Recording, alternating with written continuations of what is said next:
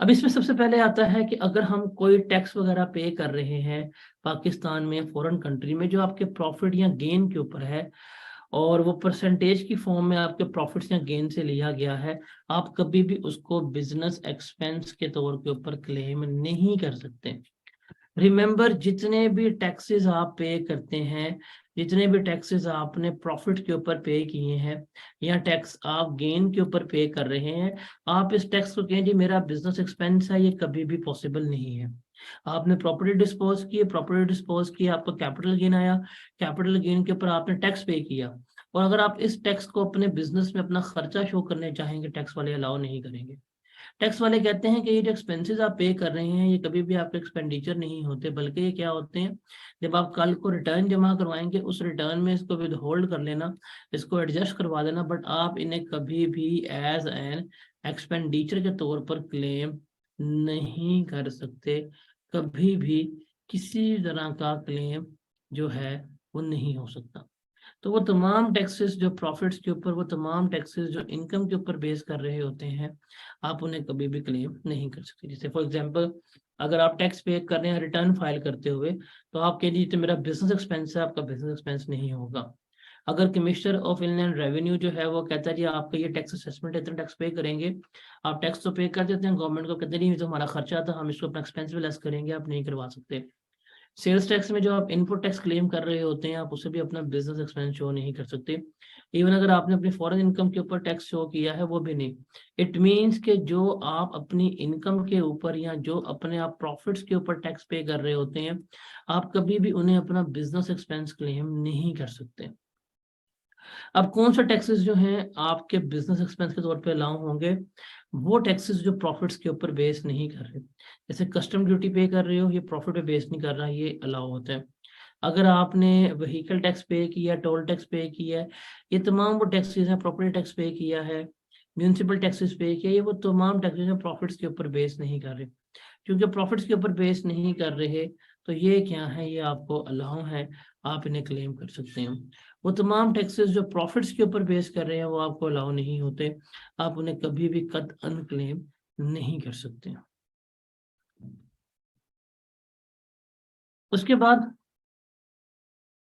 अगर आपने कोई अमाउंट वगैरह अर्न की है और उस अमाउंट में से आपका टैक्स कट गया है, आप ये कभी भी नहीं कह सकते कि जी मेरा टैक्स कट गया तो मेरा एक्सपेंस है, मेरे तो पैसे इतने कमाए हैं, नहीं। जैसे इस एग्जांपल में, जैसे एग्जांपल है कि आपको गुड सप्लाई की आपको पेमेंट मिली है 95,500 की, 4.5% टैक्स काटने के बाद, तो आप ये कभी भी नहीं कहेंगे कि 95,500 ही मेरी इनकम है, ऐसा कभी भी नहीं कह सकते। बेशक आपका टैक्स कटा है, वो जो आपका टैक्स कटा है वो आपका एडवांस टैक्स है, जब आप रिटर्न फाइल करेंगे आप उसको एडजस्ट करवा दीजिएगा। लेकिन जो आपको यहाँ पे पेमेंट रिसीव हुई है, ये 100 की 100 मतलब लाख की लाख ही क्या होगी, आपकी इनकम ट्रीट होगी। अगर इसमें टैक्स कट भी गया है तो आपके टैक्स कट है, आपके भी हाफ पे हुआ है, आप उसको अपने विद होल्डिंग टैक्स में एडजस्ट करवा लेंगे, बट आप उसे कभी भी एक्सपेंस नहीं कर सकते। मतलब आप कभी भी नहीं कहेंगे कि जी मैंने अब तक 95,500 कमाए हैं ना, आपने कमाया 1 लाख रुपया ही है, जो आपका टैक्स कट गया है, आप उसे क्या कर लीजिएगा, आप उसको बाद में एडजस्ट करवा लीजिएगा, बट इनकम अभी क्या होगी, 1 लाख रुपया ही शो होगी। उसके बाद अगर कोई भी ऐसी पेमेंट जो है थी आपने करनी थी, आप बिजनेस में हैं, आपको पता है बिजनेस में आपने क्या करनी है, पेमेंट्स करनी है, खर्चा करना है, कोई भी ऐसी पेमेंट थी जो आपने करते हुए टैक्स डिडक्ट करना था, कोई भी ऐसी पेमेंट थी जो पेमेंट करते हुए आपने क्या करना था, आपने टैक्स को डिडक्ट करना था, टैक्स को आपने काटना था when you are making payment, लेकिन आपने पेमेंट करते हुए टैक्स को नहीं काटा, आपने पेमेंट करते हुए टैक्स को विदहेल्ड नहीं किया, आपने टैक्स विदहेल्ड किए बिना ही, टैक्स विदहेल्ड किए बिना ही क्या कर दिया, पेमेंट कर दी, तो अब जो पेमेंट होगी जिसके ऊपर आपने टैक्स नहीं काटा, वो क्या हो जाएगी, आपको डिसअलाउ हो जाएगी, आप क्लेम नहीं कर सकेंगे। जैसे फॉर एग्जांपल जहीर लिमिटेड के बिजनेस एक्सपेंस में ब्रांच ऑफिस का रेंट शामिल है जो 6 मिलियन है, और मैनेजर की सैलरी है 3.5 लाख। इनकम टैक्स ना उसने सैलरी में से विदहेल्ड किया है ना रेंट से। अब देखिए 6 लाख से कम सैलरी के ऊपर तो टैक्स है ही नहीं, ऐसे ही है। 6 लाख से कम सैलरी के ऊपर तो टैक्स है ही नहीं। जब जिस इनकम के ऊपर टैक्स है ही नहीं, क्या उसके ऊपर टैक्स विदहेल्ड करना, टैक्स काटना बनता था? जिस इनकम के ऊपर टैक्स है ही नहीं, क्या इस उनका उस इनकम के ऊपर टैक्स काटना, टैक्स विदहेल्ड करना बनता था? नहीं बनता था। जब उस इनकम के ऊपर टैक्स विदहेल्ड करना बनता ही नहीं, इन्होंने काटा भी नहीं है, तो इसमें तो कोई वायलेशन नहीं हुई। हाँ, रेंट पे हो रहा है, 6 मिलियन का रेंट पे हो रहा है। अब 6 मिलियन का रेंट पे किया है, तो उसके ऊपर टैक्स काटना बनता था। अगर इन्होंने टैक्स नहीं काटा, तो ये रेंट को कभी भी अपना बिजनेस एक्सपेंस के तौर के ऊपर क्लेम नहीं कर सकेंगे, कभी भी नहीं कर सकेंगे। अब फॉर एग्जाम्पल, आपने हमीद ने 50,000 पे किया कंसल्टेंसी का to a non resident without deduction of tax, this amount is not allowed as an expense. आपको पता है कि जब हम नॉन रेजिडेंट को पेमेंट्स कर रहे होते हैं, तो हमने क्या करनी होती है, हमने टैक्स काट के ही पेमेंट करनी होती है। हम 10% टैक्स काट रहे होते हैं। अगर उसने टैक्स नहीं काटा, तो ये कभी भी इस पेमेंट को अपना एक्सपेंस के तौर के ऊपर क्लेम नहीं कर पाएगा। एक और कि बशीर ने 50,000 पे किया माइकल को, माइकल नॉन रेजिडेंट था और टैक्स नहीं काटा, लेकिन माइकल को एफबीआर ने एग्जाम्पशन दी हुई थी कि ये एग्जाम्प्ट है, इसका टैक्स नहीं काटना चाहिए। जब एफबीआर ने मना कर दिया था कि इसका टैक्स आपने नहीं काटना, आपने एफबीआर की बात मानी है, आप इसका टैक्स नहीं काटा। क्योंकि आपने इसका टैक्स नहीं काटा, तो कोई वायलेशन नहीं हुई। जब वायलेशन नहीं हुई, तो ये भी क्या हो जाएगा, आपको बिजनेस एक्सपेंस अलाउ हो जाएगा। तो इन शॉर्ट अगर आप बिजनेस में बैठे हुए हैं, बिजनेस में आपने अगर कोई भी पेमेंट करनी है, और पेमेंट करते हुए आपको कहा गया था कि आपने पेमेंट करते हुए टैक्स जो है वो डिडक्ट करके, टैक्स विद हेल्ड करके पेमेंट करनी है। अगर आप टैक्स विद हेल्ड करके पेमेंट कर रहे हैं, तो बिल्कुल ठीक है, कोई प्रॉब्लम नहीं है। जितना टैक्स विद हेल्ड किया होगा, वो सारे का सारा क्या हो जाएगा, आपको जो एक्सपेंस होगा वो अलाउ हो जाएगा। अगर टैक्स आपने विद हेल्ड नहीं किया और पेमेंट कर दी है, तो आप उस एक्सपेंस को क्लेम नहीं कर पाएंगे। और अगर उस पेमेंट के ऊपर टैक्स है ही नहीं था, तो आपने नहीं काटा, तो फिर आपने क्या किया है, बिल्कुल ठीक किया होगा। उसके बाद आप इन्वेंट्री परचेज करते हैं, आप स्टॉक परचेज करते हैं। जब स्टॉक परचेज करके आते हैं, तो आपकी एंट्री पास होती है, परचेजेस अकाउंट जो है वो आपका डेबिट होता है, और कैश जो है वो आपका क्या होता है, क्रेडिट हो रहा होता है, बिकॉज आपने पेमेंट की। कहते हैं जब आप स्टॉक की पेमेंट करेंगे, तो स्टॉक की पेमेंट करते हुए भी आपने रेलेवेंट अगर टैक्स है, तो टैक्स डिडक्ट करके, टैक्स को काट के, टैक्स की अमाउंट अपने पास रख के, फिर क्या करनी है, फिर आपने उस वक्त ही पेमेंट करनी है। मतलब जब भी स्टॉक की पेमेंट करोगे, तो टैक्स अपने पास रख के फिर आपने पेमेंट करनी है। आपने 2 लाख का स्टॉक लिया, और आपने 2 लाख का स्टॉक लेके 2 लाख की क्या कर दिया, उसकी पेमेंट कर दी आपने, एज इट इज पे कर दिया।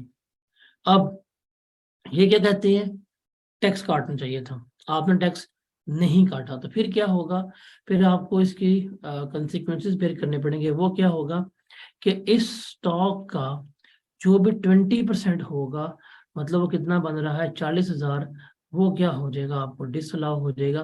मीन्स आप अपने प्रॉफिट में वो ऐड बैक कर लेंगे।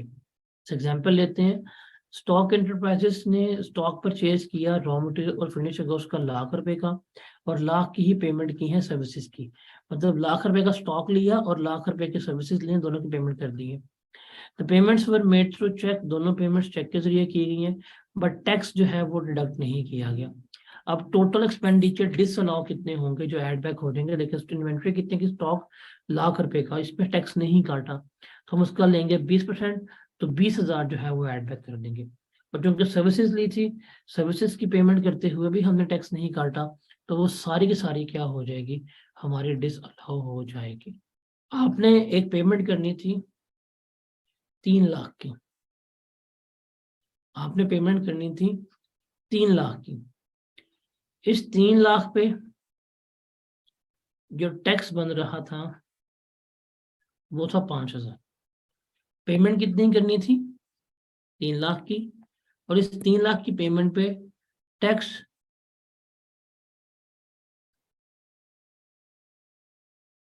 कितना बन रहा था, 5,000। कि आपने कहा था जब भी आप 3 लाख की पेमेंट करेंगे 5,000 रुपया लेट्स सपोज टैक्स पे कर देंगे, आपने ये टैक्स नहीं काटा। एफबीआई वालों ने कहा था कि जब आप इस तरह की पेमेंट कर रहे होगे तो पेमेंट करते हुए 5,000 रुपये का टैक्स काट लेना, बाकी उसको पे कर देना, और जब तुम इससे 5,000 का टैक्स काटोगे तो ये 5,000 रुपया हमें जमा करा देना। हमने ये 5,000 का टैक्स नहीं काटा। इसका नुकसान क्या होगा? क्या मैं अब इस 3 लाख को अपना एक्सपेंस के तौर के ऊपर क्लेम कर पाऊंगा? अगर मैंने पेमेंट करते हुए टैक्स नहीं काटा तो क्या मैं इस 3 लाख के एक्सपेंस को क्लेम कर पाऊंगा? ये क्यों नहीं कर सकते? ये कहेंगे हमने जब आप लोगों को मना कर दिया था कि जब भी आपने कोई भी पेमेंट करनी है तो उसके ऊपर अगर टैक्स है तो टैक्स काट के पेमेंट करनी है। मैं कहा अच्छा ये तो मसला हो गया। मैं कहा कितना टैक्स था? इन्होंने कहा जी 5,000 टैक्स था। मैंने कहा ठीक है, मैंने टैक्स तो नहीं काटा 5,000 रुपया, लेकिन खुद से जाके खुद जाके 5,000 जो है वो पे कर दिया। मतलब अगले बंदे का टैक्स नहीं काटा, खुद जाके अपनी पॉकेट से 5,000 रुपया मैंने गवर्नमेंट को पे कर दिया कि यार ये टैक्स था ना, ये 5,000 रुपये पकड़ो, मैं तुम्हारे ट्रेजरी में जमा करा रहा हूँ। अब क्या अब मुझे पेमेंट अलाउ होगी? The answer is yes. अब गवर्नमेंट जो है अलाउ कर देगा, बिकॉज गवर्नमेंट का कंसर्न किससे है? गवर्नमेंट का कंसर्न है टैक्स से। जो टैक्स उसको मिलना चाहिए था, आपने टैक्स खुद पे कर दिया, अपनी पॉकेट से पे कर दिया, आपने अगले बंदे से पैसे नहीं काटे। तो गवर्नमेंट क्या करेगी? गवर्नमेंट कहेगी ठीक है 5,000 था, हमें 5,000 आ गया, अब तुम एक्सपेंस क्लेम कर सकते हो, मतलब ये 3,000 हमें अलाउ हो जाएगा। लेकिन ये जो मैंने 5,000 अपनी पॉकेट से पे किया है टैक्स का, अगर मैं इसको कहूंगा मुझे ये भी अलाउ कर दे तो फिर मुझे अलाउ नहीं होगा। तो ये चीज आपने याद रखनी है। फॉर एग्जाम्पल एक एम्प्लॉय है, एम्प्लॉय को सैलरी आपने पे करनी थी 6.5 लाख। एम्प्लॉय है, इसकी आपने एनुअल सैलरी पे करनी थी 6.5 लाख, और इसकी 6.5 लाख के ऊपर टैक्स जो बन रहा था वो था 2,500। फॉर एग्जाम्पल, मैं रियल रेट नहीं लगा रहा, 6.5 लाख सैलरी पे करनी थी और इसके ऊपर टैक्स कितना बनता था? 2,500। एम्प्लॉयर को क्या चाहिए था कि इसकी सैलरी में से टैक्स विद हेल्ड कर ले, यही चाहिए था। जब उसको सैलरी पे कर रहा है उसके सैलरी में से टैक्स काट लेता, यही चाहिए था ना एम्प्लॉयर को। एम्प्लॉयर टैक्स काटना भूल गया। अगर एम्प्लॉयर टैक्स काटना भूल गया है तो फिर ये सैलरी कभी भी आप अपने बिजनेस एक्सपेंस के तौर के ऊपर क्लेम नहीं कर पाएंगे। आप इसको अपने बिजनेस एक्सपेंस के तौर के ऊपर क्लेम नहीं कर पाएंगे। कहेंगे भाईजान जब हमने तुम्हें कहा था कि ये भी तुम्हारा एक्सपेंस है और तुम इस एक्सपेंस को क्लेम नहीं कर पा रहे हो कोई, क्योंकि तुमने टैक्स विद हेल्ड नहीं किया। अब चूंकि तुमने टैक्स विद हेल्ड नहीं किया तो फिर ये क्या है, तुम्हें अलाउ नहीं होगी। मैंने कहा ठीक है यार कोई मसला नहीं, तुम्हें टैक्स से मतलब है ना, मैं खुद पे कर देता हूँ। अगर एम्प्लॉयर खुद जाता है, एम्प्लॉयर खुद जाके ये 2,500 पे कर देता है तो अब ये क्या हो जाएगा, एक्सपेंस अलाउ हो जाएगा। बट कितना एक्सपेंस अलाउ होगा? 652,500। क्यों? रिमेंबर, याद है कि अगर एम्प्लॉय का टैक्स एम्प्लॉयर पे कर दे तो वो एम्प्लॉय की सैलरी का पार्ट बनता है। याद है कि भूल गए हो? अगर एम्प्लॉय का टैक्स, मुलाजिम का टैक्स एम्प्लॉयर पे कर दे तो वो एम्प्लॉय की सैलरी का पार्ट बनता है। टैक्स बोर्न बाय एम्प्लॉयर में यही समझाया था आप लोगों को।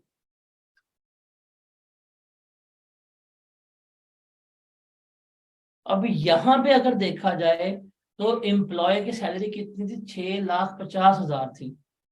उस पर टैक्स कितना बनता था? 2,500, जो हमने उसका नहीं डिडक्ट किया, और हमने उसके बिहाफ पे जाके उसका 2,500 रुपया खुद पे कर दिया। जब हमने उसकी टैक्स लायबिलिटी खुद पे कर दी है तो इट मींस कि मैंने ही उसको बेनिफिट दिया है। अब चूंकि मैंने उसको बेनिफिट दिया होगा तो ये बेनिफिट जो है वो उसकी इनकम का पार्ट बनेगा, वो उसकी सैलरी में क्या हो जाएगा, ऐड हो जाएगा। तो उसकी सैलरी 6,50,000 नहीं बल्कि 6,52,000 कंसिडर होगी। तो मैं बिजनेस में एक्सपेंस 6,52,500 कर रहा हूँ, ना कि 6.5 लाख रुपया।